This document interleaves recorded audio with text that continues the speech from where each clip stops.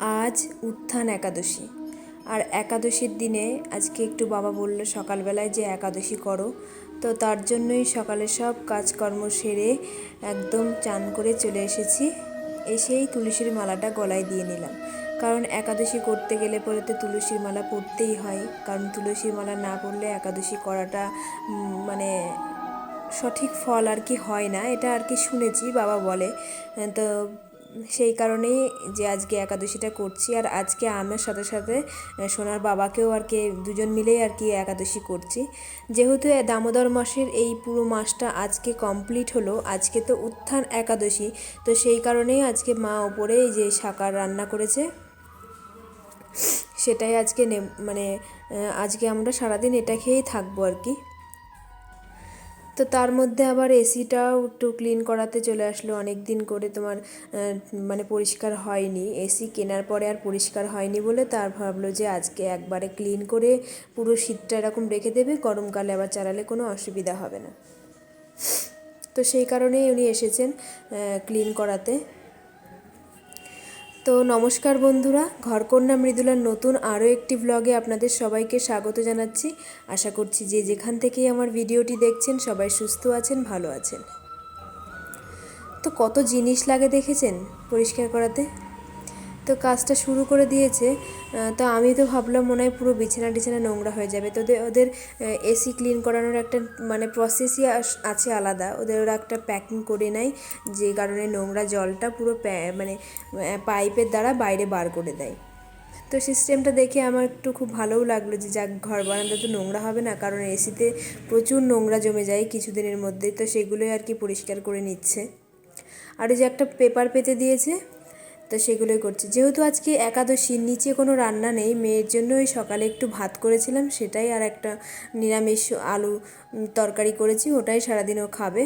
আর আমরা তো ওপরে খেয়েছি, আর বাবা এখানে ওই যে মানে সারাদিন বাদে বাবা তো 12টার পরে প্রসাদ নেয়, তো সেই কারণে বাবা এখন নিচ্ছে। আর আমি একটু ভাবলাম যে একটু তিলের নাড়ু করব আর একটু নারকেল নাড়ু করব। তো এই করতে গিয়েও তো আমি আর একটা বিপদের শেষ নেই, মানে তিলের নাড়ু তো আমি করতে পারলামই না, আমি জানি না ঠিক কী করে করে। আমি আবার আমার মতন করে করতে গিয়ে দেখুন আমার অবস্থা কী, তিলের নাড়ু তো হয়নি, তিল পুরো মানে গুড় মিশিয়ে পুরো ঝরঝরে মতন হয়ে গেছে, মানে আমি নাড়ু করতেই পারলাম না। আমি জানি না কেমনভাবে তিলের নাড়ু করে, কেউ যদি জেনে থাকে আমাকে কমেন্ট করে একটু জানাবেন। মানে আমি সত্যিই তিলের নাড়ু এই প্রথম করতে গিয়ে আমার এরকম হয়ে গেছে, আমি করতে পারিনি। তো না, তারপরে গিয়ে নারকেল নাড়ুটা করব। তো আজকে তিলের নাড়ু করার একটাই কারণ, আজকে যেহেতু উত্থান একাদশী, মানে উত্থান একাদশীর সাথে আর একটা দিনও, যেহেতু আজকে তুলসী দেবীর বিবাহযোগ, মানে আজকের দিনটা সত্যিই ভীষণ ভালো। তো তুলসী দেবীর বিবাহযোগে আজকে তুলসী দেবীর প্রসাদ হিসাবে কালো তিল, সাদা তিল আর নারকেল নাড়ু, এই প্রসাদগুলো ওনার প্রিয় প্রসাদ। তো এই প্রসাদগুলো আজকে সন্ধ্যাবেলা ওনাকে দেব। আর মানে তুলসী দেবীর বিবাহযোগ উপলক্ষেও সন্ধ্যাবেলা প্রদীপ জ্বালিয়ে সন্ধ্যা প্রদীপ দেব। তো সেই কারণেই আজকে তুলসী দেবীর প্রসাদটা আর কি তৈরি করছি আমি। তো আজকের দিনটা খুব শুভ ভালো পড়েছে বলেই আজকে একাদশী করে এগুলো আমি একটু তৈরি করলাম। তো নাড়ুটাও করে নিচ্ছি, আর কিছুটা এই গুড় মাখানো তোমার নারকেল কিছুটা মা বললো রেখে দিতে, তো আর কিছুটা রেখে দেবো, আর কিছুটা আর কি নাড়ু বানিয়ে নেব ঠাকুরের প্রসাদের জন্য। তো তুলসী দেবীর বিবাহযোগে আমি দেখলাম যে লাল চেলি কাপড়, তোমার দুধ, গঙ্গা জল, এগুলো তুলসী দেবীকে অর্পণ করতে হয়। তো সেগুলোই দিয়ে আজকে সন্ধ্যাবেলা একটু সন্ধ্যা আরতি করবো, সন্ধ্যা প্রদীপ দেবো, তারই তোড়জোড় আর কি করছি। তো তিলের নাড়ুটা আমি সত্যিই করতে পারলাম না, মনটা আমার খুবই খারাপ হয়ে গেল, কিভাবে করব।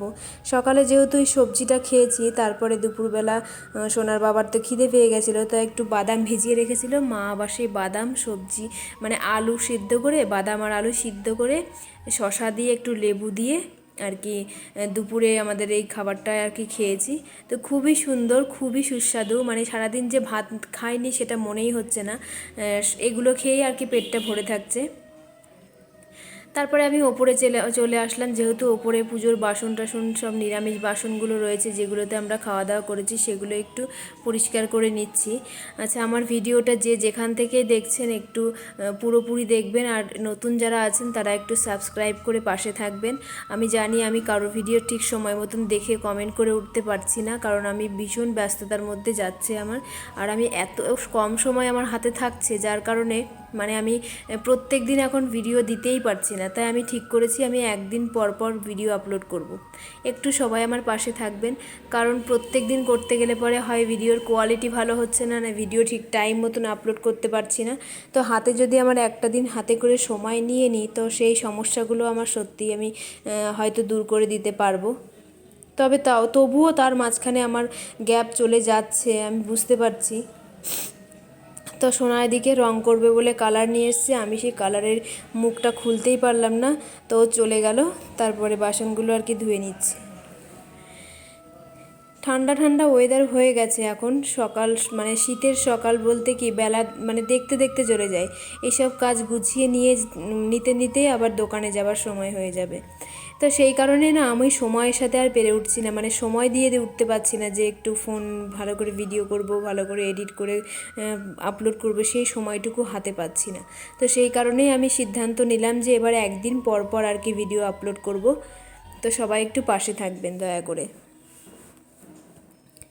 তো বাসন কোসনগুলো মেজে নিয়ে জামা কাপড় কিছু মেলা আছে, আর ওদিকে তুলসীর মালা গলায় দিয়ে রেখেছি। বাবা বলছে তুলসীর মালার গলা থেকে খুলবে না, কারণ তুলসীর মালা, বাবা যেহেতু নিরামিষভোজী হয়ে গেছে, একটু সাধু মানুষ, তো উনি তো তুলসীর মালা পছন্দ করেনি। এবার আমি যেহেতু যে কাজ করি আর কি, পার্লারের কাজ করি, সেখানে সবাই মানে তুলসী মালা গলায় দেখে হয়তো অনেক অনেক কথা বলবে, আর আমি এর আগেও পরে আমি রাখতে পারিনি, তখন গরমকাল ছিল, আর গরমকালে তুলসীর মালা পরলে ভীষণ আমি অস্বস্তি হয় আর কি, আমি গলায় মালা পরে থাকতেই পারি না। তো এবার ঠান্ডা পড়েছে, এবার ভেবেছি রাখবো কিছুদিন, যতদিন পারি আর কি, তো দেখি কতদিন রাখতে পারি। তো সামনে আমাদের এই যে আজকে যে একাদশীটা মানে উত্থান একাদশীতে আমাদের মানে যে দামোদর মাসের আর কি নিরামিষ মানে সাদা তরকারি খাওয়া হচ্ছিল, যে নিয়ম সেবার মাসটা চলছিল, তার আজকে শেষ হলো। তো এবার আমাদের বাড়ির মানে বনভোজন উৎসব হবে। আমাদের বাড়িতে হবে না সেটা, আমাদের বাড়ির পাশে মাঠে আমার শ্বশুরমশাই সেই উৎসবটা করেন, মানে প্রত্যেকে গোপালের বনভোজন উৎসব। যেহেতু প্রত্যেকের বাড়িতেই গোপাল আছে, সব গোপালকে সেই বনভোজন উৎসবে নিয়ে যাওয়া হয়। সেখানে মানে ঠাকুরের আরাধনা হয়, তোমার ভোগ দেয়, ভোগ দিয়ে ভোগ দর্শন হয়, কীর্তন হয়, এগুলো হয়ে মানে খিচুড়ি প্রসাদ আর কি সবাইকে দেওয়া হয়। তো প্রচুর লোকের আয়োজন হয়। তো জামা কাপড় গুছিয়ে টুছিয়ে এবার এই যে আমি বললাম না আজকে তুলসী দেবীর বিবাহযোগ, তো আজকে প্রদীপ জ্বালিয়ে দুধ গঙ্গা জল দিয়ে ঠাকুরের মানে তুলসী দেবীর আরতি করতে হয়। আর ওই লাল চেলি কাপড় আর লাল হলুদ সুতো দিয়ে ঠাকুরকে আর কি সাজিয়ে দিয়ে পুজো করতে হয়।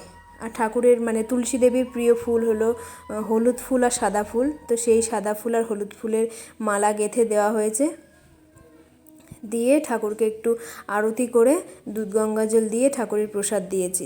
যেহেতু এই উত্থান একাদশী এবং তুলসী দেবীর বিবাহযোগ একই সাথে পড়েছে, সেহেতু একাদশীর দিন তো সবাই জানে যে পঞ্চবীজ খেতে নেই, মানে পঞ্চশস্য খেতে নেই, পঞ্চবীজ বলছি। পঞ্চশস্যের মধ্যে ধান, তোমার চাল, তোমার গম, সর্ষে, এগুলো যে পঞ্চশস্য হয় না, সেই পঞ্চশস্যের কোনো খাবার আর কি খাওয়া যায় না। সেই কারণে আজকে সবজি খেয়েছি, আর সেই কারণে আজকে তিলটাও সেই সর্ষের মধ্যেই পড়ে। তিল, নারকেল, এগুলো নারকেলটা নয়, গুড়, যেহেতু একটা মানে দোকানের থেকে মানে যে গুড় আর কি বেশিরভাগ দেখবেন যে টিনের মধ্যে রাখে, সেই গুড়টা থাকে সর্ষের তেলের টিনের মধ্যে, যেহেতু সর্ষের তেল খাওয়া যায় না, সেই কারণেই আজকে এই প্রসাদটা আর কি আমরা নিজেরা খেতে পারবো না, প্রসাদটা নিতে পারবো না। তো ঠাকুরকে প্রসাদ দিয়েছি, আর সেই প্রসাদটাই আর কি আমাদের বাড়িতে যে তাঁতিগুলো আছে তাদেরকেই আর কি দেবো, আমরা নিজেরা আজকে আর এই প্রসাদ নেব না। তো যেহেতু আমরা সবাই মিলে একাদশী করেছি, সেহেতু আজকে আর এই প্রসাদটা নেওয়া যাবে না, আমরা কালকে এই প্রসাদটা নেব। আর এই যা প্রসাদ দিয়েছি ঠাকুরকে, আর সেই প্রসাদটা আর কি বাড়ির তাঁতিদেরকে দিয়ে দেবো। আর এর মধ্যে আমি ধূপ ধুনো সবই দেখিয়েছিলাম, কিন্তু ধূপটা আর কি বন্ধ হয়ে গেছে, ধুনো ধরিয়েছিলাম যেটা, নিভে গেছে। তো আজকে এই পুজোটা দিয়ে তারপরে আমি যাব এখন পার্লারে, মানে খুবই তাড়াহুড়ো হলো। এসে দেখি যে আমাদের বাড়ির পাশে যে মদন গোপাল মন্দিরে জগদ্ধাত্রী পুজো হয়, সেই জগদ্ধাত্রী মায়ের আজকে নিরঞ্জন, প্রতিমা নিরঞ্জন হচ্ছে। তো আমি একটু দোকান থেকেই দাঁড়িয়ে আর কি মায়ের ছবিটা তুলে নিলাম। তো আজকের ভিডিওটা আমি মায়ের ছবি দিয়েই, মায়ের প্রতিমা নিরঞ্জন দিয়েই শেষ করছি। আবার একটি নতুন ভিডিও নিয়ে আপনাদের সামনে আসব। ততক্ষণ সবাই সুস্থ থাকবেন, ভালো থাকবেন। আর আমার সম্পূর্ণ ভিডিওটি দেখার জন্য আপনাদের সবাইকে অনেক অনেক ভালোবাসা আর অনেক অনেক শুভেচ্ছাও রইল শুভ জগদ্ধাত্রী পুজোর।